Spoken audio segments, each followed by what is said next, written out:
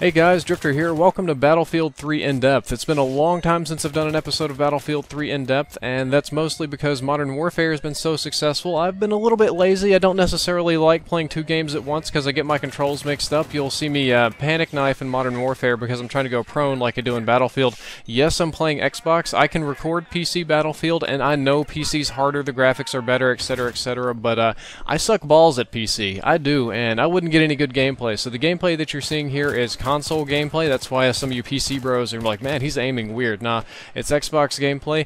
And because DICE released this gigantic patch that rebalanced Battlefield 3, which I think the patch was a good idea, it was a very good idea, and I am in full support of this patch. It changed almost all of my weapon reviews and made them useless, and it changed the effectiveness of the attachments, because most of the confusion from the patch comes from what these new rebalanced attachments do. I thought I'd start out with the attachments first, and first up with the flash suppressor. The flash suppressor used to be one of the most worthless attachments in the game, one of the ones that I would never consider using, but now I actually consider it to be one of the better attachments. It does two things, one qualitative and one quantitative. The qualitative one is obviously suppresses the flashes on your gunshots. The quantitative one is it changes the way your guns behave, it changes the recoil pattern and the hip spread pattern, and we're going to move into that in a little bit, but I would like to talk about its actual flash suppression capabilities first. What it does is it fully suppresses the flash on your gun when you shoot your muzzle flash. That completely goes away.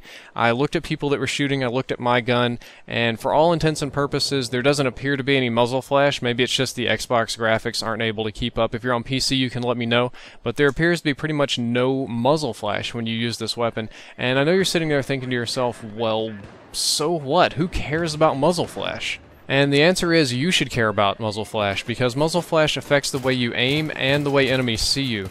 When you're aiming down sights with your iron sights, which I don't know why, but some crazy people still like iron sights in this game, even though you can put optics on any weapon, it's going to make it more difficult for you to see your enemies when you have all this muzzle flash going on and the bright flashing. It's just going to make it a little bit hard to aim. When you have the flash suppressor on, all that goes away. Your aim is much, much simpler. When you're using some of the lower zoom optics, like the red dot sights or maybe some of the holographic sights, you're still going to see that muzzle flash. It's still going to be annoying, and it's still going to obscure your enemies a little bit. When that's gone with the flash suppressor, you'll find that your aim will be much, much improved, basically just because you can see what you're shooting at.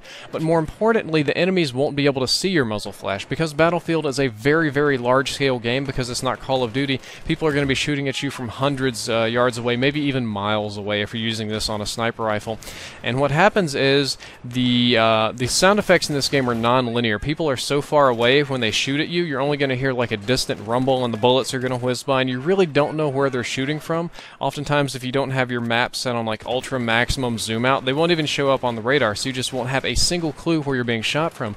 And if you're like me, the way I spot enemies that are really far away is I just see the bright muzzle flashes, because not many people use suppressors or regular suppressors or flash suppressors. So I see these bright muzzle flashes out in the background. I'm like, well, derp, there they are, and I can just tag them, turn them into a Dorito, and return fire. When you have the flash suppressor, if you're going with long-range combat, this won't be a problem. People won't have a clue where you're shooting from. They'll either have to take cover or poke their head out and start tagging randomly, hoping to find you.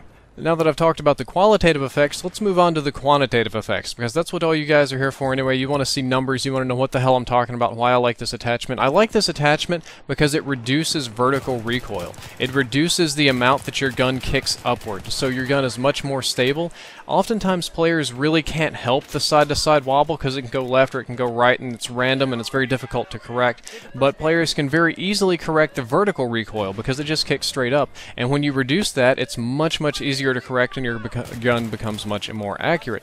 Now, unfortunately, the flash suppressor doesn't do the exact same thing on every weapon, and that's going to be a running theme in this series, is that after the patch, the attachments affect each weapon differently. However, I can give you a range of values. Depending on what weapon you're using, the flash suppressor is going to decrease your vertical recoil by somewhere between 10 and 30%, and I know that sounds like an extremely large range, but most weapons get a straight-up decrease of 20% or 18%. So just if you pick a weapon up off the ground and it has a flash suppressor on it, it probably has a recoil reduction on it of around 20%. I'm looking at the chart right here, and I'm trying to pick out some exceptional weapons. The G3A3 gets a huge benefit. We're getting almost a 27% reduction right there. The KH-2002 gets a big benefit. L85 gets a huge benefit. When you put the flash suppressor on the L85, which already has very, very little recoil, that's a death laser, it helps the Scar H a lot. It makes the Scar H very, very accurate because that's kind of analogous with the G3A3. Moving down into the light machine guns, it doesn't help the M249 very much at all. It only gets about a 12.5%. It doesn't help the Type 88 very much at all. I would not use it on the Type 88, only a 10% reduction there. We have a really huge reduction of 30% on the PKP, 29% on the M240B, 25% on the M60E4. Moving down into sniper rifles, that's pretty much 85%. Sorry, I'm saying 85%. I'm reading it a little bit backwards here. It's like a 20% reduction across the board with the exception of the SKS, a 15% reduction. The soldier weapons, again, pretty much all of them have around a 20% reduction, and every single shotgun gets a 20% reduction in vertical recoil. And I know that sounds great. Please bear in mind when you go to try this out that the average 20% reduction really isn't that much when it comes to shooting. You're going to notice that your guns don't kick upward as much, but it's not some crazy huge benefit. It's not going to turn your weapon into a death laser. With the exception of the L85A2, it does make that weapon extremely accurate. Also, it has a negative effect to it.